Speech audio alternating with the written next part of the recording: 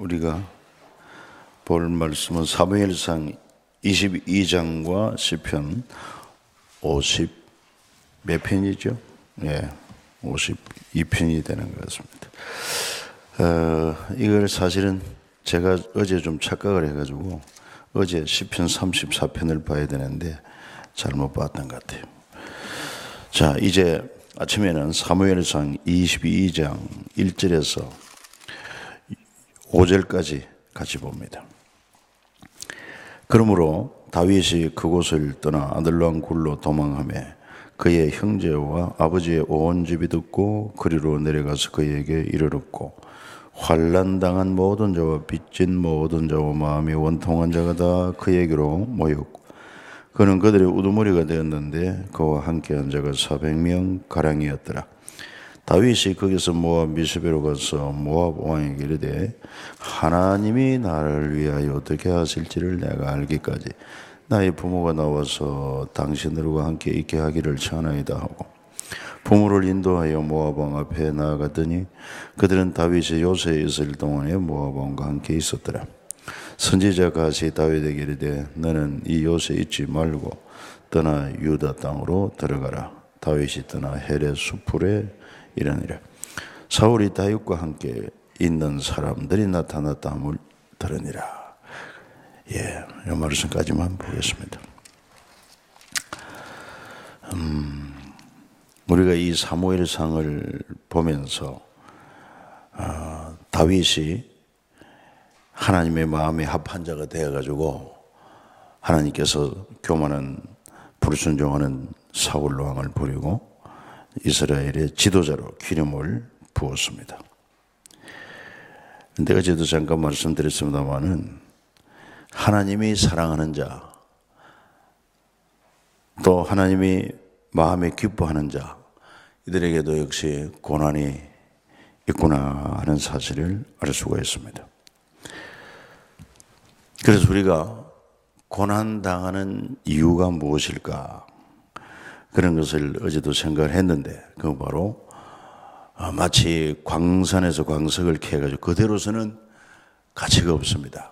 그래서 용광도에 녹여가지고 불순물을 제거하고 그래야 순도 높은 그런 보석이 되는 것처럼 우리의 신앙도 하나님께서 이렇게 연단을 통해서 정금 같은 믿음으로 바꾸시는 것을 알 수가 있다.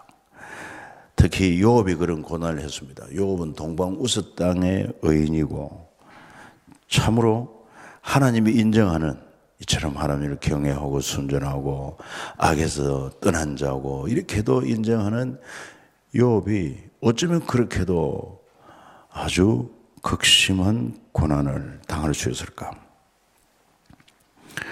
그런 것을 통해서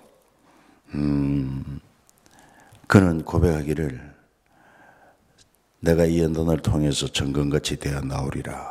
그런 고백다고 하는 것을 볼 수가 있고 이 고난을 긍정적으로 받아들이게 될 때 굉장히 신앙의 연단과 더불어서 더욱 하나님을 의지하게 하고 또 고난을 통해서 세상의 죄악을 그치는 정욕의 삶을 끝내는데 상당한 그런 또 역할을 하는 것을 알 수 있어요. 자, 건강하고 돈 있고 권력 있고 평안하고 이러면은 우리가 거룩하고 경건하게 살기보다는 오히려 부패하고 타락하기가 쉽고 범죄하기가 쉽다는 것입니다. 그러나 고난 당할 때 힘들고 어려울 때 그때 더욱더 하나님을 의지하게 되고 하나님을 가까이 하게 되고 순수해지고 이런 것이야말로 참으로 우리 신앙을 정금처럼 연단하는 하나님의 섭리가 있구나 하는 것을 알 수가 있습니다. 또 뿐만 아니라 우리가 복음서에 가서 보면은 베다니에 사는 나사로가 병들었을 때 그래서 그 여동생들이 급히 사람을 보내가지고 지금 우리 오라버니가 병들었으니까 빨리 와서 고쳐주시길 바랍니다 하고 사람을 보냈을 때 어떻게 소개하느냐면은 주께서 사랑하시는 자가 병들은 나이다. 그래서 나사로는 참 우리 주님을 그렇게 사랑했어요. 친구처럼 사랑했단 말이죠. 그래서 주께서 사랑하는 자도 병들고 죽게 될 경우가 있다. 이런 것을 통해 볼 때 우리에게 있는 고난 있습니다. 뭐 전혀 예수 믿는다고 해서 고난이 없는 것이 아니라 고난이 있지만 그 고난의 긍정적인 면을 우리가 잘 기억하고 믿음으로 잘 활용해야 되겠다 하는 것을 알 수 있습니다. 그래서 오늘 이 본문에 나오는 사무엘상 22장은요, 다윗이 사울 왕을 피해 가지고 그 가드 왕 아기스에게로 도망을 갔지만 그 신하들이 다윗을 알고 블레셋과의 싸움에서 사울이 죽인 자는 천천히지만 다윗은 만만을 죽인 자, 골리앗을 죽인 자가 아닙니까? 했을 때 자기 정체가 탄로나니까 그래서 미친 척 하다가 쫓겨나게 됩니다. 그래서 22장 1절에 그곳을 떠나 어디로 피신하는가 하니까 아둘람 굴로 도망했다고 그랬습니다. 아둘람이라는 말이 피난처라는 그런 뜻을 가지고 있어요. 그래서 그곳으로 갔더니 그 형제 또 아버지의 온 집이 듣고 그곳으로 찾아왔고, 아마 그 부모의 형제도 이 사울이 다윗을 핍박하면서 자주 다윗의 집에 수색을 하고 괴롭게 했던 것을 알 수 있을 것입니다. 다윗이 여기 있지 않느냐? 다윗을 내놓아라. 다윗이 어디 갔느냐? 뭐 너무나도 당연한 상식이죠. 그러다 보니까 너무 시달리다 보니 그래서 아예 다윗과 함께 하기로 결심을 하고 아둘람 굴로 갔던 것을 알 수 있습니다. 뿐만 아니라 2절에 보면 환난당한 모든 자, 빚진 모든 자와 마음이 원통한 자가 다 그에게로 모였고 그는 그들의 우두머리가 되었다.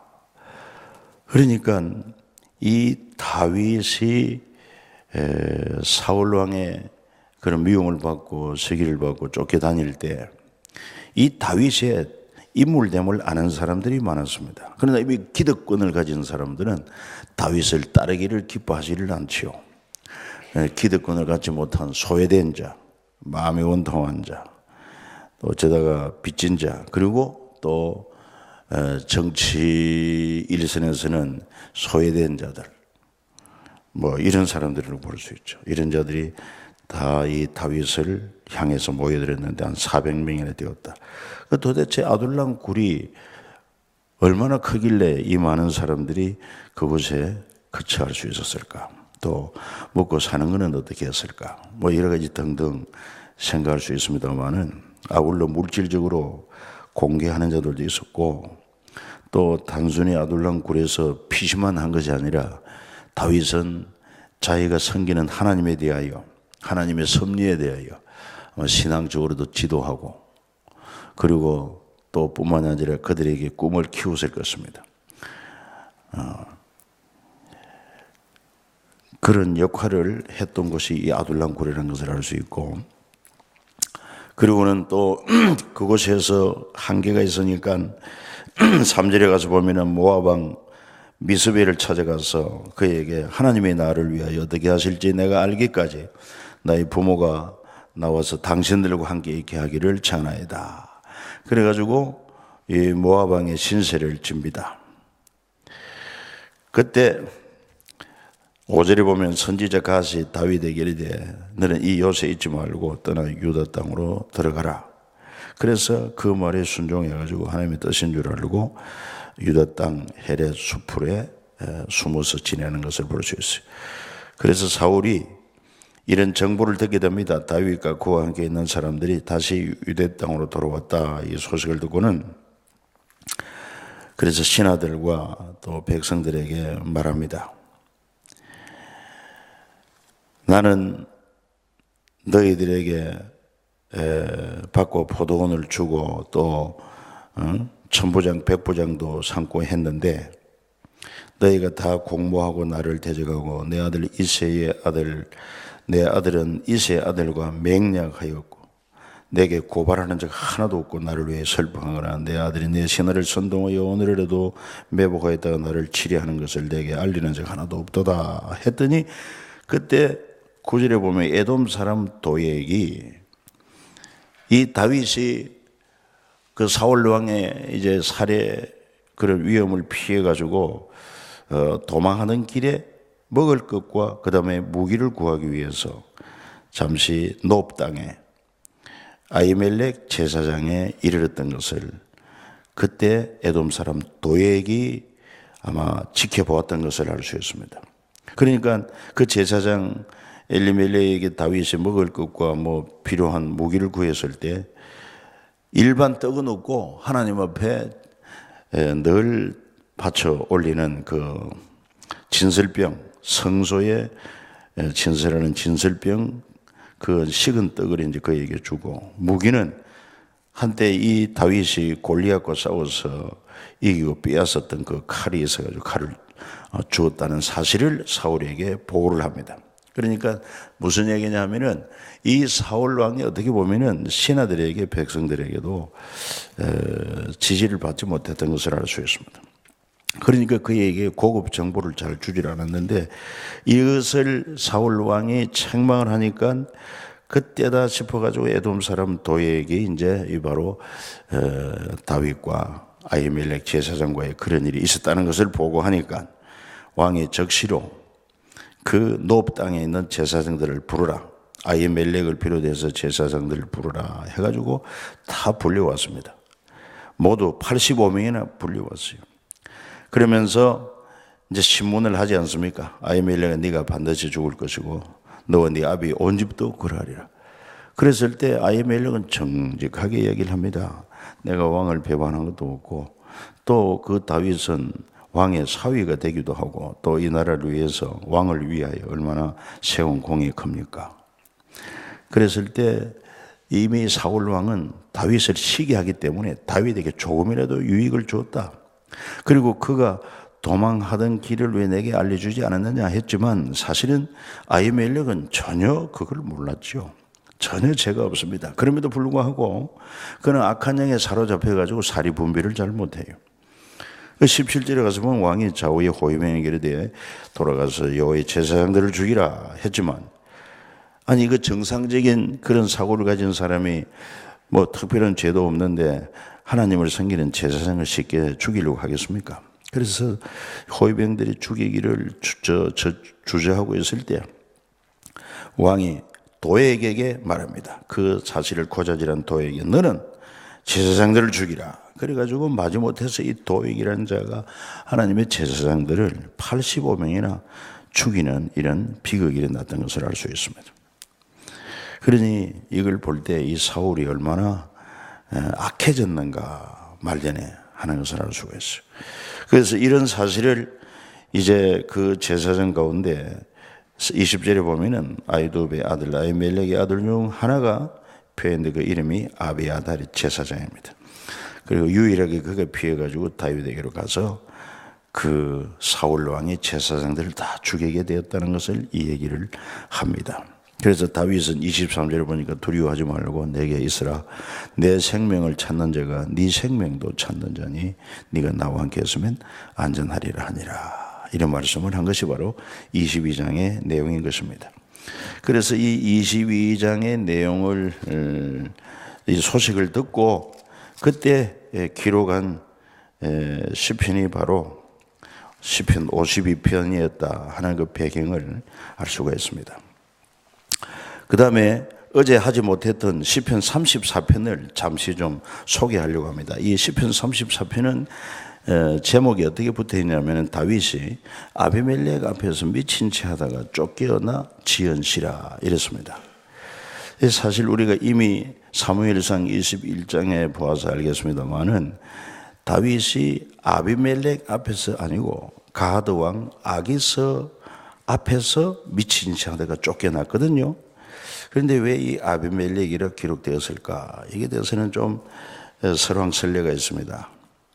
아마 이 아비멜렉을 잘못 표현했을 것이다. 그래서 아무튼 제목 붙이는 데는 뭐 성령의 영감과 관계없어요. 나중에 후대가 분류하면서 제목을 붙인 것인데 여러분 참고하시면 되겠고, 그래서 그가 사울 왕을 피해서 가드 왕 아기세기까지 찾아가서 피신했지만은 그 앞에서 또 쫓겨나게 되니까 얼마나 힘들겠습니까? 어찌하여 나는 하나님을 사랑하고 하나님 말씀을 또 묵상하고 말씀 따라 살기를 원하는데 어찌 내게는 고난이 있습니까? 이렇게 하나님 앞에 항의하지 않습니다. 오히려 뭐라고 말하느냐? 1절에 보니까 내가 여호와를 항상 송축하며 내 입술로 항상 주를 찬양하리이다. 내 영혼이 여호와를 자랑하느니 공고한 자들의 이를 듣고 기뻐하리로다.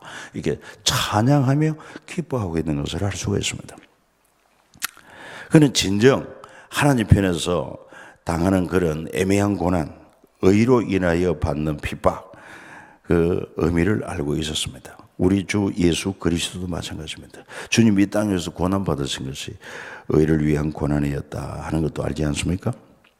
그리고 또 4절에 가서 보면 내가 여호와께 간구하며 내게 응답하시고 내 모든 두려움에서 나를 건지셨도다. 하나님 살아계시고 내가 지금 믿음 때문에 또 정의로 인하여 고난을 당하고 핍박을 받지만 그러나 그때마다 하나님 앞에 기도할 때 하나님은 내 기도에 들으시고 두려움에서 나를 건지셨도다 하는 이런 찬양과 간증을 하고 있잖아요. 그래서 7절에는 또 여호와의 천사가 주를 경외하는 자를 둘러 진치고 그들을 건지시는 도다 이런 믿음의 고백을 하고 있습니다. 우리 육신의 눈에는 전혀 주의 천사들이 보이지 않지만은 함께 계신 주님도 보이지 않지만은 바로 믿음의 눈이 열렸기 때문에 이 사실을 고백하고 있습니다. 오늘 우리에게도 마찬가지예요. 그래서 8절에 너희는 여호와의 선하심을 맛보아 알지어다. 그에게 피하는 자는 복이 있도다. 9절에 너희 성도들아 여호와를 경외하라. 그를 경외하는 자에게는 부족함이 없도다. 이런 고백을 하고 있잖아요. 사실은 지금 다윗은 부족합니다.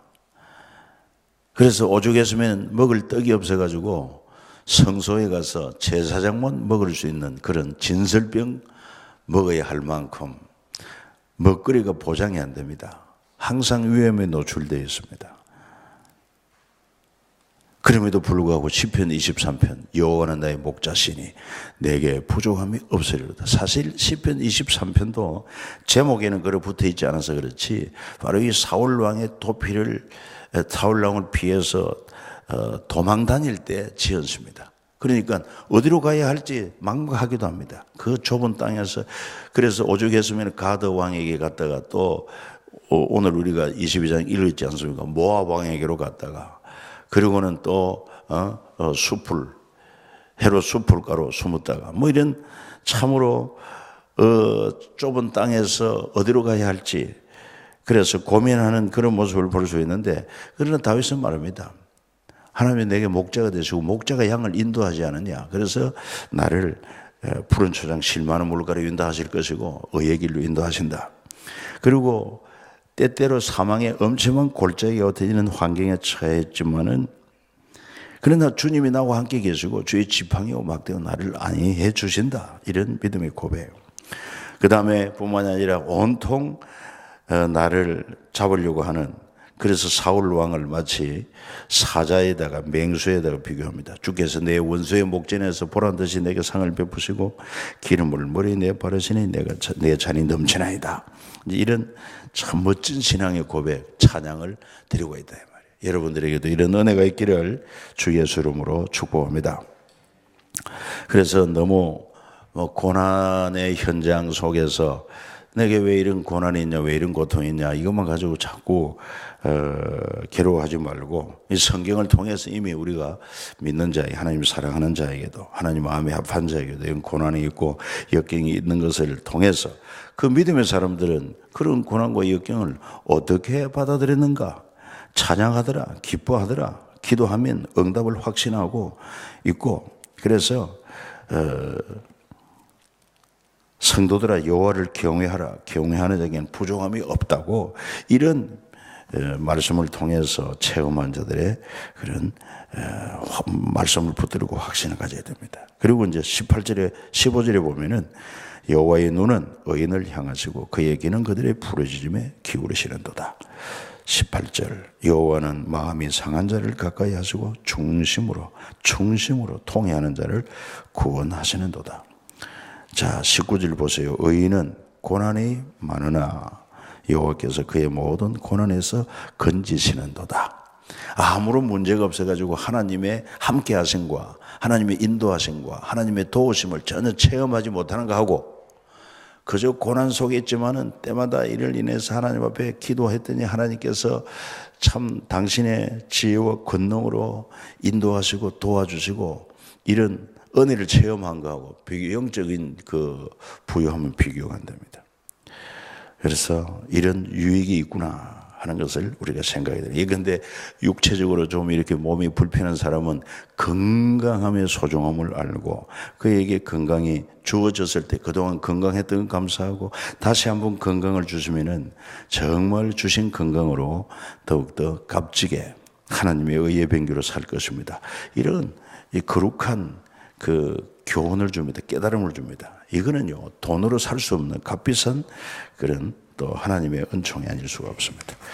오늘도 우리의 목자가 되시고 우리와 함께 하셔서 우리 갈 길을 인도하고 모든 위험에서 또 지켜주실 것이고 또 때를 따라 필요한 모든 것을 공급해 주실 선한 목자 되신 주님 함께 동행하면서 이 은혜 가운데 여러분도 찬양하고 기뻐하고 때를 따라 주님 앞에 믿음의 기도로 의지하고 구하는 가운데 주께서 공급해 주시는 풍성한 은혜가 함께 하기를 주 예수 이름으로 축복합니다.